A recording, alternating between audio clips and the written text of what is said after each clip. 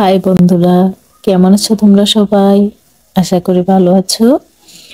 তো আজকে আমরা শিখব সপ্তাহে 7 দিনের নাম। 7 দিনে এক সপ্তাহ, তাই না?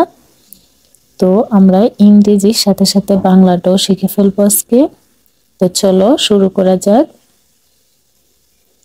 স্যাটারডে, ইংরেজিতে স্যাটারডে, স্যাটারডের বাংলা হবে শনিবার।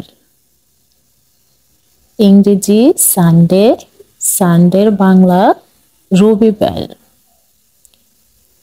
ইংরেজিতে মানডে, মানডে মানে সোমবার। ইংরেজিতে টুইসডে মানে মঙ্গলবার। ইংরেজি উইডনেসডে মানে বুধবার। ইংরেজি থার্সডে মানে বৃহস্পতিবার। ইংরেজি ফ্রাইডে মানে শুক্রবার। তাহলে দেখো বন্ধুরা, আমরা কি শিখলাম।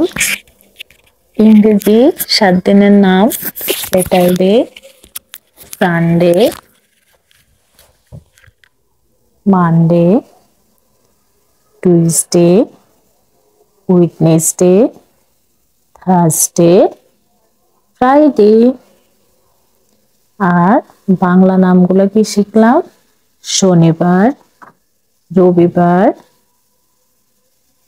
সোমবার, মঙ্গলবার, বুধবার, বৃহস্পতিবার, শুক্রবার।